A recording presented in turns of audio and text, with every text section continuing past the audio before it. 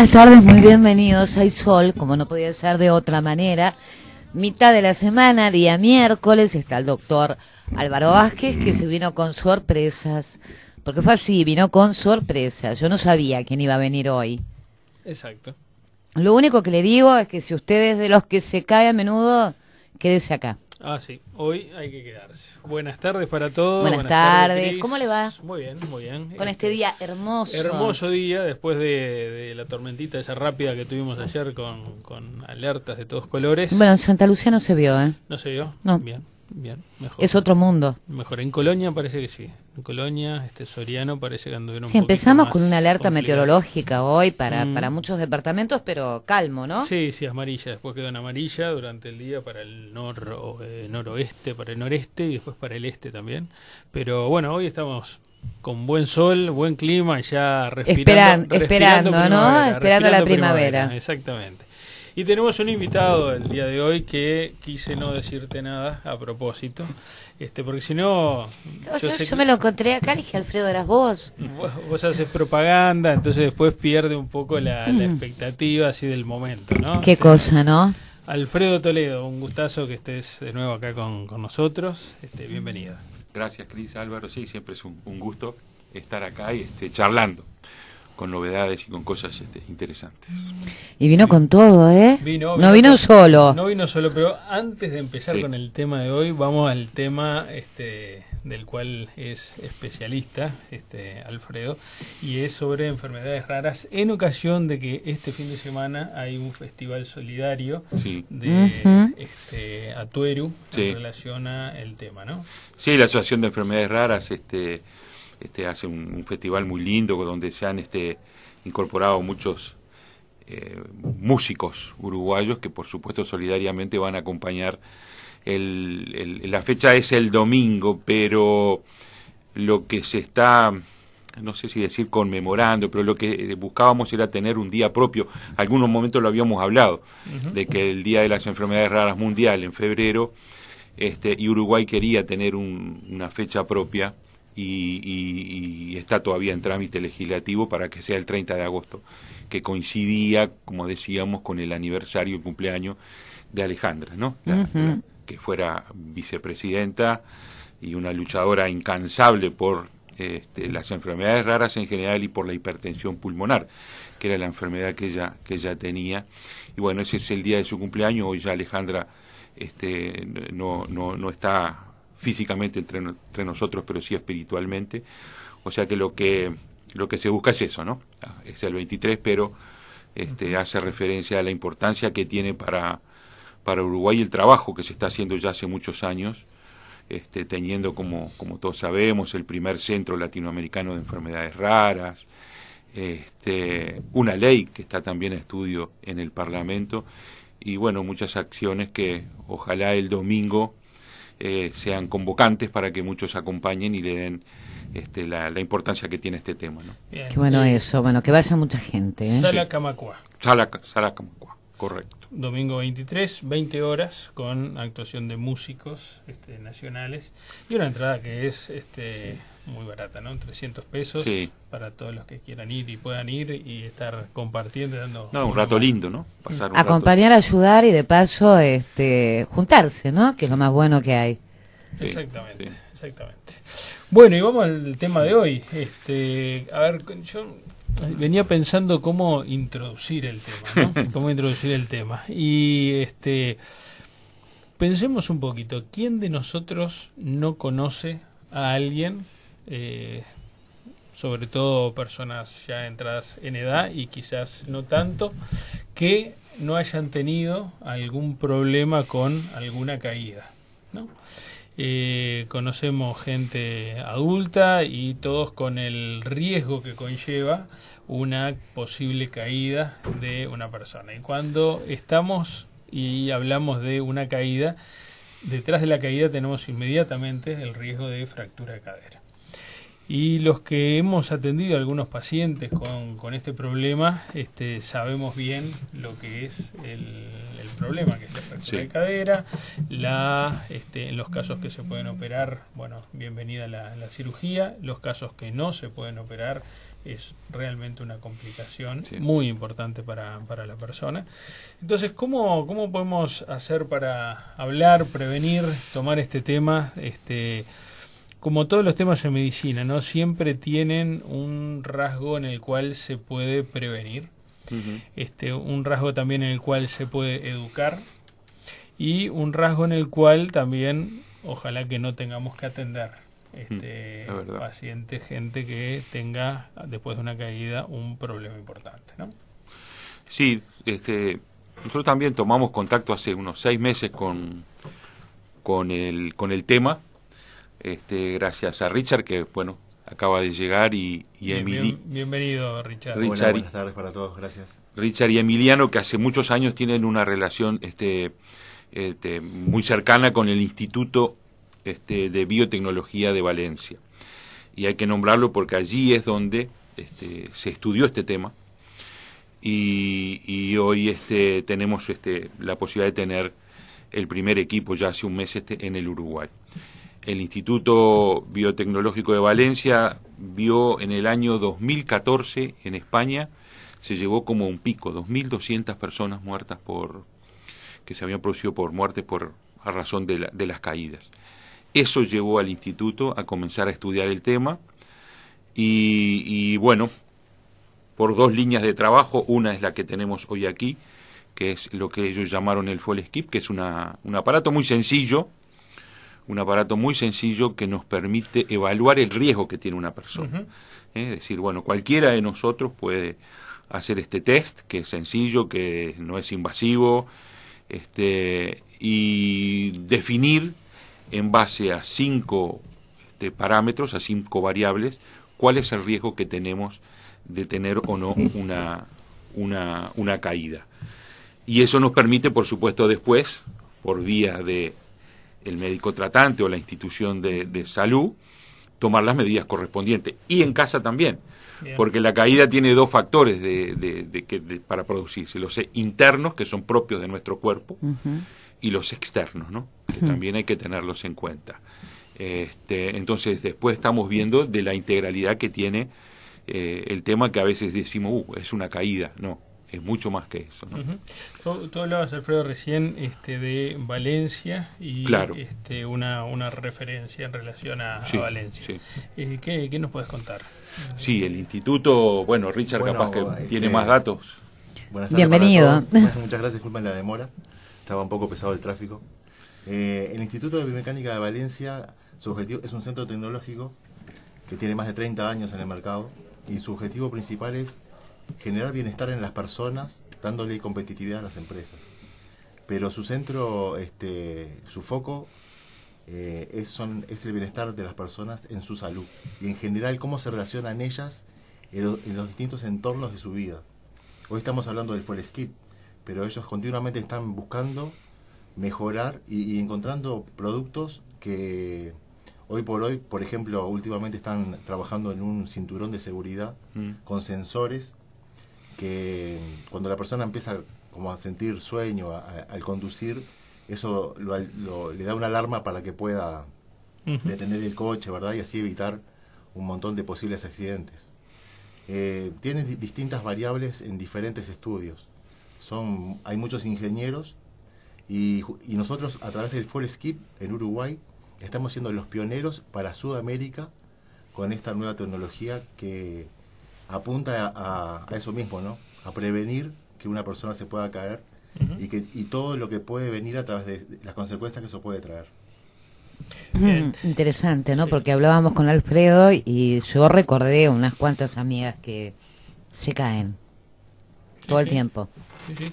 Hay gente mayor que tiene gran dificultad a veces para moverse y que queda con miedo y después no se anima a salir a la calle. Claro, el miedo. El miedo es un factor fundamental después de la primera caída. Claro. Después porque hasta que no se da la primera caída, más o menos se lleva bien. El problema es después de la primera caída y todo lo que empieza a aparecer si hay un golpe, un traumatismo de cara, por ejemplo, si hay un traumatismo de cráneo, que es más importante, y lo que hablábamos recién de la fractura de fractura. cadera, ¿no? Que la fractura de cadera tiene una complicación extra y más si se da en personas Claro. mayores. Hablabas de 5 factores Sí. a evaluar o que se pueden evaluar. El test se está haciendo, porque ya lo estamos realizando, de preferencia es en domicilio, Ujú. pero también se puede realizar en consultorio, ¿no? Pero lo ideal es en domicilio. ¿Y por qué? Porque ahí vemos los dos factores que decíamos, los internos y los externos. Del punto de vista del estudio que lleva el Folskip, es que nosotros detectamos, primero se hace un interrogatorio, porque a veces es solamente un problema de vista. Entonces hay que saber 4 o 5 cosas: qué medicación toma, qué patología tiene, qué enfermedades tiene. Ya te digo, si tiene una corrección visual o no la tiene, porque uno dice a veces veo muy bien, y después terminamos viendo que las caídas son por que hay un problema de la visión, de cuando uno mira de lejos, de cerca, cuando mueve la cabeza y demás, ¿no? O sea que se toma la presión arterial, se hace un interrogatorio general, y si hay un antecedente de caída. Ahí pasamos a la parte práctica, digamos, que es la realización del test. El test es muy sencillo, ustedes ya lo están viendo y lo podrán ver, que es acá adentro, en símil a un celular, a un móvil, está un software que se coloca en la parte de la espalda de la persona, y comienza el test. Los primeros 40 segundos, 30 segundos, lo que se mide es el equilibrio, porque la persona tiene que quedarse estática y esa es la primera variable. Ujú. Es decir, si la persona, cómo es el equilibrio, cómo es la postura de la persona en ese momento. Luego suena un pitillo, y la persona comienza a caminar. Ahí es la segunda variable, que es el tiempo de reacción. La persona que está esperando ya se la adiestró previamente de que va a sentir un ruido y tiene que comenzar a caminar. Camina 3 metros, es una distancia muy chica, son 3 metros y medio. Ujú. Durante esos 3 metros y medio se vuelve a tener una medida que es del andar de la persona, es decir, si la persona, cómo es el camino, es un camino recto, si va teniendo sinuosidades y demás. Y llega hasta enfrentarse con una silla. Entonces allí demora 3 segundos, se da vuelta, se sienta, cuenta hasta 3 nuevamente y se vuelve a levantar. Ahí estamos en otra de las variables, es decir, la fuerza muscular de la persona en una silla que no tiene para apoyar brazos. Entonces se mide toda la capacidad que tiene la persona de levantarse. Y se hace el camino inverso y ahí se queda esperando, y la medida final es el tiempo total del estudio, ¿no? Ujú. Eso termina dándonos, bueno, cuando termina el estudio, eso termina dándonos en este aparatito porcentajes. Vamos a ver uno para que es más fácil, un historial de registro. Acá tenemos, y así es como se ve. Nos va a decir primero el informe general: el riesgo es alto, es bajo, es moderado o no hay riesgo. Ujú. Y después, en cada una de las variables que estuvo midiendo el aparato, el porcentaje. Esa suma de las variables es lo que constituye o conforma el informe final. Bien. Entonces, de aparte de eso, nosotros sabemos dónde atacar. Esa es la gran ventaja que para el médico empieza a tener esto ahora, que de lo intuitivo pasamos a tener un dato claro. Acá la falla está en el equilibrio, que está roja y tiene un 0%, lo demás está bien. Entonces tengo que trabajar en el equilibrio. En las personas mayores suele darse mucho que aparece todo bien, pero lo que falla es la fuerza. Entonces tengo que trabajar en la fuerza muscular, para trabajar en los miembros inferiores y superiores, para darle mayor tonicidad y ayudar a mejorar la coordinación. Ahí lo que estás midiendo entonces son los factores internos. Claro. De alguna forma, los factores propios intrínsecos de la persona, cómo está la condición de la persona en cuanto a equilibrio, marcha, fuerza, reacción rápida o corta reacción. Sí. Son todos parámetros que tiene, dato la impresión, son todos neurológicos, ¿no? Tiene mucho componente neurológico. Tiene mucho.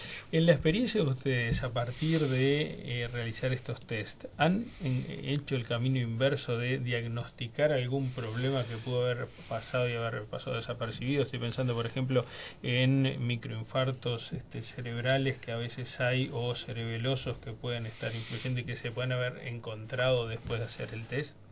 Sí, ese es como la manera de cuando hay un médico atrás, ¿no? Es bueno dejar claro que no necesariamente tiene que ser un test hecho por médico, ¿viste? Pero bueno, sí, a mí me llegó la misma, uno mientras lo va realizando, mientras ve el interrogatorio, muchas veces sí, ya va pensando. Empiezas a pensar dónde puede estar la. Y incluso en el informe, sin querer meternos en nada, a veces en la poca base que hemos tenido hasta el momento, ¿no? Porque son muy pocos los que se han hecho, hemos puesto alguna idea orientando al médico tratante, ¿no? Para no meternos en problemas, pero a veces sí uno empieza a detectar que hay alguna cosa, porque además como lo estás viendo, como se lleva adelante el estudio, el examen, te lleva a eso, ¿no? Pero sí, como tú decís, esto nos va a dar todo lo que es intrínseco. ¿Por qué yo te decía al principio que nosotros preferimos y estamos teniendo mejor resultado cuando lo hacemos en el domicilio? Y porque en el domicilio se producen el 60-70% de los factores externos causantes de las caídas. Las caídas se producen en el domicilio, ¿no? Entonces, ¿qué hacemos nosotros? Ahí sí aparecen los técnicos, Richard, Emiliano, realizan simultáneamente que nosotros estamos realizando este estudio, este trabajo, una inspección, un chequeo del hogar. Un chequeo del hogar, entonces terminamos teniendo dos informes, uno con los factores internos y uno con los factores externos hogareños, ¿no? Hogareños, entonces ellos miran el baño, miran la sala de estar, donde pasa mayor rato la persona, las alfombras, las mascotas. Cómo se mueve, además, ¿no? Claro, porque son todos factores que voy a decir, las alfombras se claro. mueven, las mascotas se mueven y uno está esquivando los escalones, si tiene una luz para levantarse en la noche, si está lejos, si está cerca. Sí, los vidrios y la luz que entra en la casa y crea esa cosa de... Son temas de todos los días, pero no los vemos a veces, ¿viste? Entonces vos te vas a quedar con un informe clarito, y además son cosas solucionables.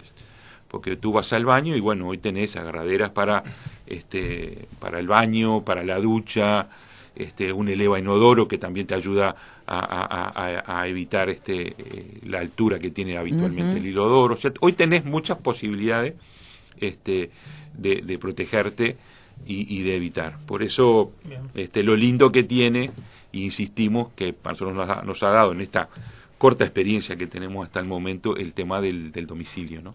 ¿Cuáles son las recomendaciones en domicilio, especialmente para tratar de evitar los problemas de las caídas? Bueno, justamente lo que comentaba el doctor recién, ¿no?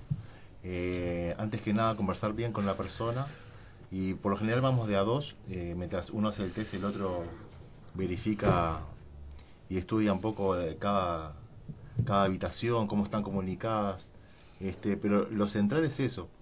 El tema de agarraderas, por ejemplo, que haya agarraderas en el baño, qué tipo de escalones tiene y cómo los tiene, si hay alguna baranda para sujetarse, para subir o bajar. Va a depender también de la edad de la persona y cómo esté. Las mascotas, las alfombras, los almohadones, la distribución de los muebles. La coquetería del bastón, que es útil, hay que usarlo. Claro. Y hay diferentes tipos de bastones y hay que dejar de lado esa coquetería. Y un tema que ellos también siempre insisten, que Richard, el calzado. Sí, fundamental. Es increíble el calzado que usa, cómo lo usa y demás, ¿no?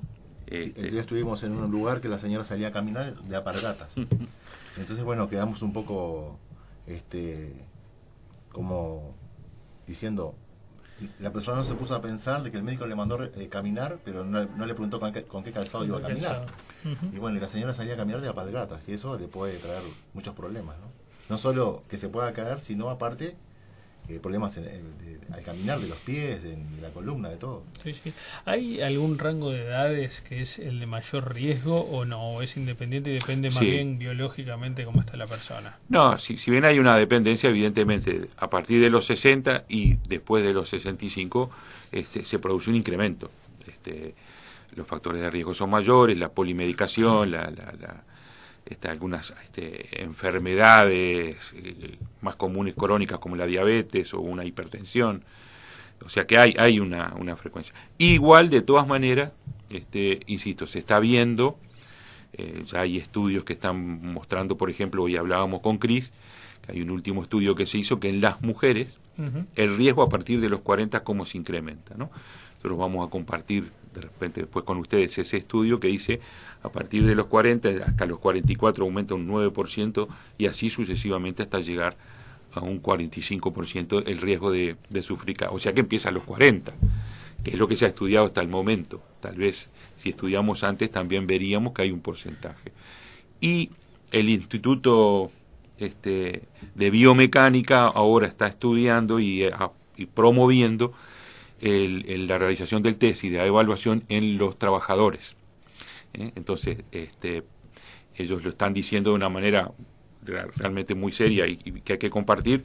El capital más importante que tiene una empresa son sus empleados, y cuanto más años tienen, hasta mayor importancia tienen para la empresa, ¿viste? Por los conocimientos que tienen. Entonces, ellos están trabajando ya a partir de los 50 años con los trabajadores que están activos, ayudándoles y haciendo... En este caso es prevenir en salud. Claro. Vendría por ahí. Claro. Bien.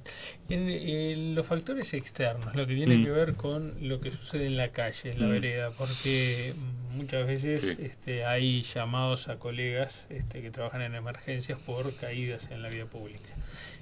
¿Hay algún factor externo en la vía pública que es peor que otro?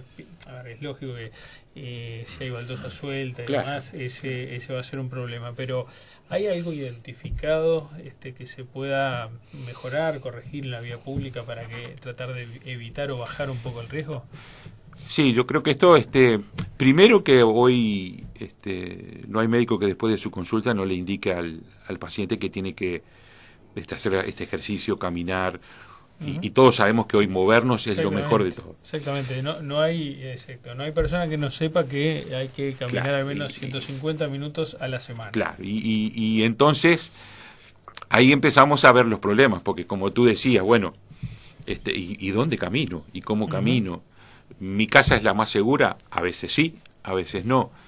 No hay en la mayoría de los lugares, en los barrios, un lugar donde uno diga yo puedo caminar 4 cuadras de corrido sin encontrar un problema con una baldosa y demás. Entonces yo creo que esto también va a ayudar para hacer un trabajo de repente con alcaldes y intendencias, a lo importante que es empezar a poner de a poco. Nadie está pidiendo cosas así brutales, pero sí, si nos ponemos a pensar, los baches, las baldosas que faltan, los escalones que a veces son muy grandes y no todas las calles, no todas las veredas tienen la posibilidad de bajada, de rampa de bajada para las personas. Entonces yo creo que esto también nos puede llevar a encontrar esos espacios. Y bueno, vamos al barrio, yo soy de La Unión, vamos a decir, en el barrio de La Unión, entre tal calle y tal calle, hay cuatro cuadras que las adaptamos, las arreglamos y las podemos empezar a utilizar. O sea, entonces, un circuito para un circuito, por llamarlo de alguna manera. Como existen las bicisendas, que también puedan existir en la ciudad, en distintos lugares donde pero hay que sabemos que los recursos siempre son escasos, entonces decir, busquemos áreas, lugares, ¿viste? Hay una plaza, bueno, adaptemos ahí. Alfredo, porque yo veo en Canelones, por ejemplo, que mucha gente ha optado por caminar en el circuito de la cancha de la plaza de deportes. Claro. Seguro. Sí. Y no es malo. Y los médicos después tenemos que saber, porque cuando decimos eso, que vaya a caminar, y le estamos dando a veces un problema a la persona, cómo, dónde, después empieza el otro, ¿no? El factor como decía Richard, del calzado, del calzado también, ¿no? La hidratación, porque salir a caminar de repente un día como hoy no es lo mismo que salir en enero. O sea que se ha dado integral, y en los factores externos yo creo que tenemos que trabajar en conjunto con las instituciones que tienen esa función, ¿no? Y yo creo que las alcaldías y las intendencias deberían ser un muy buen aliado para los factores externos. E insisto, que no es pedir inversiones brutales, pero sí saber que, bueno, cada barrio va a terminar teniendo su circuito de caminata segura, por llamarlo de alguna manera, o lo que sea, ¿no? Sí, todo esto puede ingresar también en lo que puede ser un buen plan para una ciudad, para un plan de gobierno que pueda armarse, claro, para el próximo periodo, por ejemplo, exacto, claro, para tener, no solo tener lugares saludables, sino tener vías saludables en las cuales se pueda desarrollar toda la actividad que los médicos recomendamos. Claro. Y por algo se recomiendan las cosas, cuando se recomiendan, para tratar de darle a toda la población la posibilidad de desarrollar en salud. Hay que destacar, Álvaro, algo que nos quedó que no es nada menor. En el 2017, un grupo de trabajo del Ministerio de Salud Pública editó una guía para la prevención de caídas. No sé la difusión que ha tenido, pero tenemos hoy una guía nacional que fue auspiciada por el programa de la vejez, con el profesor Ítalo Savio al mando del mismo, comandando un grupo interdisciplinario que ha permitido que hoy tengamos una guía, ¿viste? Entonces, capaz que la guía tiene que formar parte, el Ministerio de Salud Pública debe haber visto también la importancia de este tema, pues ya te digo, fue muy fresquito. En 2017 está la guía. Hoy a la guía le podemos agregar otras muchas cosas, ¿no? Pero ya el run de que el tema de las caídas era importante estaba en el marco de la autoridad sanitaria, que no es exclusiva de acá tampoco, ¿no? También tiene su guía Chile, también tiene su guía Argentina, o sea que el tema está. Bien. Se producen más de 37 millones de caídas por año en el mundo, ¿no? Sí. Es impresionante el número. Sí, los datos de la OMS son importantes. Bien, queríamos entonces traer este tema, que queremos para seguir haciendo la prevención en salud. Preguntemos antes cómo puede hacer la gente si quiere acceder. Bien. En principio vamos a dar les doy mi celular, 094-551300. 094-551300. Y hay un correo electrónico también, centroprevenciondecaídas@gmail.com. centroprevenciondecaídas@gmail.com. No duele, es rápido. No duele. No duele, no es invasivo, es rápido, dura 10-15 minutos. O sea que es todo lo que la gente quiere, ¿no? Exacto. O sea, acá no hay chucho, no hay miedo. Y previene claro, el riesgo, podemos aprender el riesgo que podemos tener, cada uno una caída, para tomarlo en consideración y en cuenta, a ver qué chance tengo real de caerme o no caerme. Todos hasta que no llegue la primera caída, todos pensamos que no es un tema. Cuando llegue la primera caída, se convierte en un tema. Pongámonos adelante siempre de los problemas. Las caídas, porque ahí, es lo que escuchamos. Yo no sé por qué me caigo, pero me caigo siempre. Bueno, ese es un tema para ir mirando por qué. Exacto. Por eso queríamos traer el tema, porque nos pareció que era un tema importante, que sin duda va a estar de aquí para adelante en el diálogo médico, en el diálogo de las instituciones y en los intereses quizás y ojalá también a nivel social y político, para que estos temas puedan tomarse como temas importantes, así como la vacunación es importante, así como las guías de alimentación son importantes, las guías de ejercicios, también la prevención en caídas para mucha gente es un tema más que importante. Muchas gracias. Gracias, Cris, gracias, Álvaro. Tomamos una pausa, entonces te decimos, Alvarito, hasta el próximo miércoles. Con mucho gusto. Alvarito me dijo, me tengo que ir a Tacuarembó, pero yo lo espero. Bien. Veremos con qué sorpresa. Estaremos. Desde allá, pero estaremos. Bueno, hacemos una pausa, Ramón, y volvemos en instante.